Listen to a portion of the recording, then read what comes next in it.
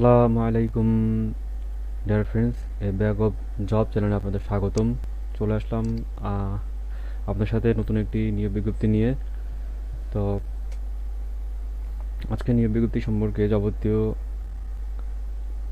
প্রয়োজনীয় যে আলোচনা, সেই আলোচনাগুলো আপনার সাথে আমরা আমি করব। এবং আহ, এখানে এই নিয়োগ বিজ্ঞপ্তিতে যেসব পদের কথা এবং পদ সংখ্যা এবং যোগ্যতার কথা বলা আছে সেই সম্পর্কে আমি বলবো, এবং আমরা কিভাবে আবেদন করবেন সেই সম্পর্কেও বলবো, এবং এই আবেদনের পর আহ, আবেদন শেষ কত তারিখে সেটিও বলবো।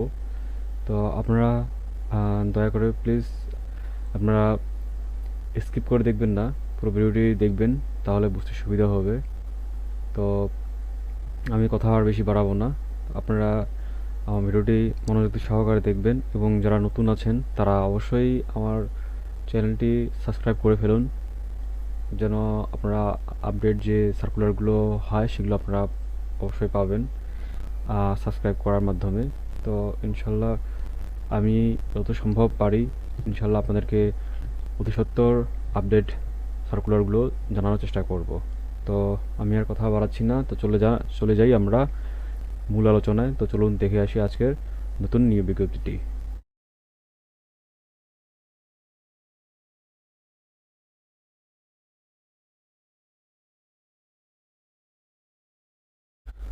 তো আপনারা দেখতে পাচ্ছেন এখানে কিন্তু এই যে উম, আপনারা দেখতে পাচ্ছেন যে নার্সিং ও মিড ওয়েফারি অধিদপ্তর, মিড ওয়েফারি নার্সিং ও মিড ওয়েফারির একটি আপনার অধিদপ্তরের একটি নিয়োগ বিজ্ঞপ্তি।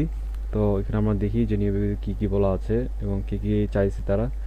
তো আমরা যদি এখানে দেখি যে দেওয়া আছে, আপনারা দেখতে পাচ্ছেন স্বাস্থ্য ও পরিবার কল্যাণ মন্ত্রণালয় স্বাস্থ্য সেবা বিভাগের আহ, এই স্মারক দেওয়া আছে। এখানে শূন্য পদ পূরণের ছাড়পত্র প্রদানের প্রেক্ষিতে নার্সিং ও মিড ওয়েফারি অধিদপ্তর ঢাকার নিয়ন্ত্রণাধীন প্রতিষ্ঠানসমূহে নিম্ন বর্ণিত তৃতীয় ও চতুর্থ শ্রেণীর 13 এবং 20 গ্রেড কর্মচারী রাজস্ব খাতভুক্ত শূন্য পদে অস্থায়ীভাবে প্রচলিত নিয়োগ বিধি ও শর্ত অনুযায়ী জনবল নিয়োগের নিমিত্তে বাংলাদেশের প্রকৃত নাগরিকদের নিকট হতে দরখাস্ত আহ্বান করা যাচ্ছে। তো আপনারা দেখতে পাচ্ছেন এখানে কিন্তু যে শূন্য পদগুলো আছে এখানে কিন্তু আপনাদের নিয়োগের কথা বলা আছে, এবং এটি কিন্তু আপনার 6 মাস বা 1 বছর পর কিন্তু এটা আপনার স্থায়ী হয়ে যায়। এখানে যেহেতু লেখা আছে অস্থায়ী, কিন্তু এটা স্থায়ী হয়ে যাবে, এবং এটি সরকারি যেহেতু। তো আমরা দেখে আসি যে এখানে কী কী পদের নাম দেওয়া আছে এবং পদ সংখ্যা এবং শিক্ষাগত যোগ্যতা কী। তো এখানে আপনারা দেখতে পাচ্ছেন যে প্রথমে আমরা দেখি যে এখানে দেওয়া আছে PA2 অধ্যক্ষ, এবং এখানে আপনার সব পদ সংখ্যা হচ্ছে 4টি এবং বয়স হচ্ছে 30 বছর। তো এবং এখানে আপনার যোগ্যতা লাগছে কোনো স্বীকৃত বোর্ড হইতে উচ্চ মাধ্যমিক সার্টিফিকেট বা সমমানের সার্টিফিকেট সহ কম্পিউটার বিষয়ে প্রশিক্ষণপ্রাপ্ত। এবং আপনারা দেখতে পাচ্ছেন এখানে যেসব জেলা আপনারা আবেদন করতে পারবেন না, এখানে দেওয়া হচ্ছে ক্রমিক নং 1 হইতে 16 পর্যন্ত। আপনারা কিন্তু এই যে এখানে যে সব জেলা দেওয়া আছে এগুলো কিন্তু আপনারা আবেদন করতে পারবেন না। এইসব জেলা বাদে সকল জেলা আপনারা আবেদন করতে পারবেন, সকল জেলা প্রার্থী আপনারা আবেদন করতে পারবেন। তো আমরা দেখি কি কোন কোন জেলার প্রার্থীগণ আবেদন করতে পারবেন না। তো এখানে দেওয়া আছে ফরিদপুর, গোপালগঞ্জ, শরীয়তপুর, টাঙ্গাইল, রাঙামাটি, কুমিল্লা, চাঁদপুর, সিরাজগঞ্জ, খুলনা, কুষ্টিয়া, নড়াইল, চুয়াডাঙ্গা, মাগুরা, পটুয়াখালী, এইসব জেলার কিন্তু প্রার্থীগণ আপনারা আবেদন করতে পারবেন না। তো এরপরে আমরা দেখতেছি আমি কিন্তু আর এই যে আপনার দেওয়া আছে 16 পর্যন্ত কিন্তু যে পদ দেওয়া আছে আমি কিন্তু এই সব পদে আমি কিন্তু আর বলবো না যে কোন কোন জেলার প্রার্থীগণ আপনারা আবেদন করতে পারবেন না। আপনারা অবশ্য এখানে বুঝে নিছেন যে কোন কোন জেলার আপনারা আবেদন করতে পারবেন না। তো আমরা জাস্ট শুধু দেখবো যে এখানে পদ সংখ্যা এবং পদের নাম এবং যোগ্যতা। তো এরপর আমরা দেখতেছি যে অফিস তত্ত্বাবধায়ক, এখানে দেওয়া আছে পদ সংখ্যা 1টি এবং এখানে আপনার 30 বছর, তবে বিভাগীয় প্রার্থীর ক্ষেত্রে 35 বছর। তো এখানে আপনার যোগ্যতা হচ্ছে কোনো স্বীকৃত বিশ্ববিদ্যালয় হইতে স্নাতক সম্মান ডিগ্রি এবং প্রশাসনিক কাজে অনূন্য 3 বছরের অভিজ্ঞতা। এখানে 3 বছরের অভিজ্ঞতা লাগবে অবশ্য। এরপর আমরা দেখছি 3 নম্বর 60 লিপিকার কাম কম্পিউটার অপারেটর 2টি। এখানে আপনার কিন্তু বয়স দেওয়া আছে 30 বছর, তবে বিভাগীয় প্রার্থীদের ক্ষেত্রে বয়স সীমা 40 বছর। তো এখানে আপনার যোগ্যতা লাগছে কোনো স্বীকৃত বিশ্ববিদ্যালয় হইতে অনূন্য 2য় শ্রেণী বা সমমানের সিজিপিএতে স্নাতক বা সমমানের ডিগ্রি।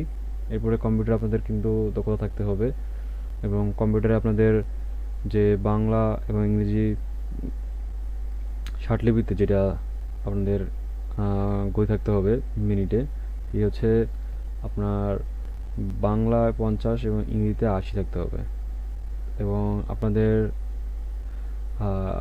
টাইপিংয়ের যে ইংলিশ এবং বাংলা যে গতি, সেটি কিন্তু আপনার বাংলা লাগবে 25 এবং মিনিটে এবং ইংরেজিতে 30 শব্দ। তো এরপরে আমরা দেখি যে দেওয়া আছে 4 নম্বর দেওয়া আছে 60 মুদ্রাক্ষরিক কাম কম্পিউটার অপারেটর। এখানে কিন্তু 2টি পদ সংখ্যা, 30 বছর বয়স এবং কোনো স্বীকৃত বোর্ড হতে উচ্চ মাধ্যমিক সার্টিফিকেট বা সমমানের সার্টিফিকেট সহ কম্পিউটার বিষয়ে প্রশিক্ষণ প্রাপ্ত। তো আপনাদের কিন্তু এখানে আপনাদের একাডেমিক সার্টিফিকেট সহ এবং আপনাদের একটি এক্সট্রা যে সার্টিফিকেট দরকার কারিগরি, সেটাও কিন্তু লাগবে কম্পিউটারের উপরে। এরপরে লাইব্রেরিয়ান হচ্ছে পদ সংখ্যা 1টি, 30 বছর সর্বোচ্চ এবং কোনো স্বীকৃত বিশ্ববিদ্যালয় হইতে গ্রন্থাগার ও তথ্য বিজ্ঞানের স্নাতক ডিগ্রি অথবা স্নাতক সম্মান ডিগ্রি সহ কোনো স্বীকৃত ইনস্টিটিউট হইতে গ্রন্থাগার বিজ্ঞানে ডিপ্লোমা এবং কম্পিউটার চালনায় দক্ষতা থাকতে হবে। তো আপনারা এখানে বুঝে নিয়েছেন যে কী কী থাকতে হবে। তো এরপরে আমরা দেখব যে 6 নম্বর ল্যাবরেটরি সহকারী। এখানে পদ সংখ্যা আছে 1টি, এখানে বয়স হচ্ছে 30 বছর, তবে বিভাগীয় প্রার্থীর ক্ষেত্রে আপনার বয়স সীমা 35 বছর। তো এখানে আপনার দেওয়া আছে কোনো স্বীকৃত প্রতিষ্ঠান হইতে সংশ্লিষ্ট বিষয়ে diploma in medical technology certificate সহ 3 বছরের অভিজ্ঞতা থাকতে হবে। এরপরে আমরা দেখি ডাটা এন্ট্রি অপারেটর। এখানে পদ সংখ্যা আছে 1টি, বয়স বছর 30। এখানে আপনাদের মাধ্যমিক সার্টিফিকেট থাকতে হবে এবং কম্পিউটার চালনায় আপনাদের দক্ষ হতে হবে এবং এখানে আপনাদের প্রতি মিনিটে বাংলায় টাইপিংয়ের গতি থাকতে হবে 20 শব্দ প্রতি মিনিটে এবং বাংলায় এবং ইংরেজিতে 20 শব্দ গতি থাকতে হবে প্রতি মিনিটে। এরপরে আমরা দেখি যে এখানে দেওয়া আছে ল্যাব অ্যাসিস্ট্যান্ট। এখানে ল্যাব অ্যাসিস্ট্যান্ট এখানে 13টি পদ সংখ্যা এবং বয়স এখানে কিন্তু দেওয়া আছে সবগুলো প্রায় 30। তো বয়সের ক্ষেত্রে আমি আর সেরকম বলবো না, 23 পর্যন্ত আপনারা দেখতেছেন যেখানে সেম 30 পর্যন্ত দেওয়া আছে। তো আমরা দেখি শিক্ষাগত যোগ্যতা কোনো স্বীকৃত প্রতিষ্ঠান হইতে সংশ্লিষ্ট বিষয়ে diploma in medical technology certificate থাকতে হবে। এরপরে স্টোর কিপার, এখানে 4টি পদ সংখ্যা এবং কোনো স্বীকৃত বোর্ড হইতে উচ্চ মাধ্যমিক সার্টিফিকেট বা সমমানের সার্টিফিকেট থাকতে হবে। এরপরে অফিস সহকারী কাম কম্পিউটার মুদ্রাক্ষরিক, এখানে আপনার 18টি পদ সংখ্যা এবং যোগ্যতা হচ্ছে কোনো স্বীকৃত বোর্ড হইতে উচ্চ মাধ্যমিক সার্টিফিকেট থাকতে হবে এবং কম্পিউটার চালনায় আপনাদের দক্ষতা থাকতে হবে। এরপরে কেশিয়ার পদ সংখ্যা হচ্ছে 11টি এবং কোনো স্বীকৃত বোর্ড হইতে মাধ্যমিক সার্টিফিকেট থাকতে হবে এবং কম্পিউটার চালনায় দক্ষতা থাকতে হবে। এরপরে সহকারী লাইব্রেরিয়ান, এখানে আপনার পদ সংখ্যা 3টি, এখানেও মাধ্যমিক সার্টিফিকেট থাকতে হবে এবং কম্পিউটার চালনায় দক্ষতা থাকতে হবে। এরপরে লাইব্রেরি সহকারী,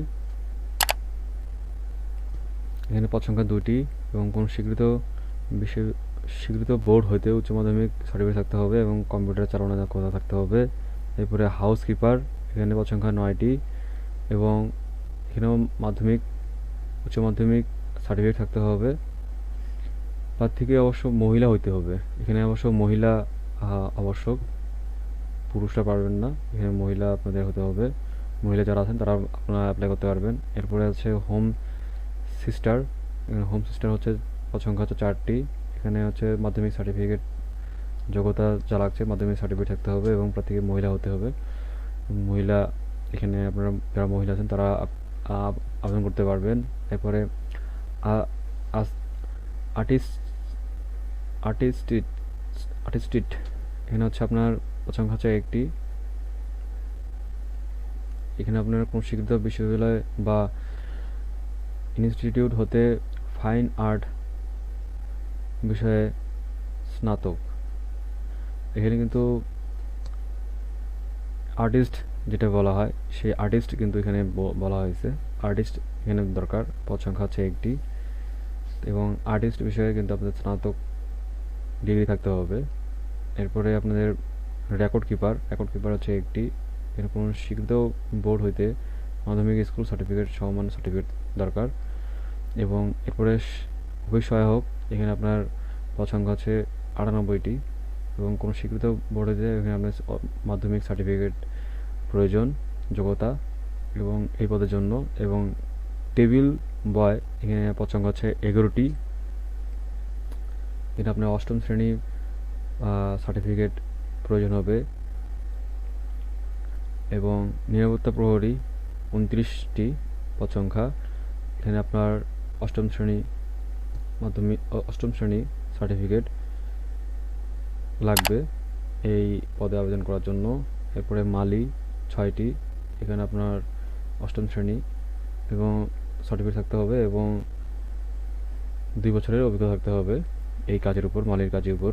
এরপরে বাবুর্চি আছে। বাবুর্চি আপনাদের পদ সংখ্যা হচ্ছে 41টি, আপনারা দেখতে পাচ্ছেন। এবং এখানে আপনার 8ম শ্রেণীর সার্টিফিকেট থাকতে হবে এবং আপনার রান্নার কাজে বাস্তব অভিজ্ঞতা থাকতে হবে। এরপরে পরিচ্ছন্নতা কর্মী, এখানে পরিচ্ছন্নতা কর্মী হচ্ছে 25টি এবং এখানে আপনার 8ম শ্রেণীর সার্টিফিকেট থাকতে হবে। এবং এখানে 17 থেকে 23 পর্যন্ত যেই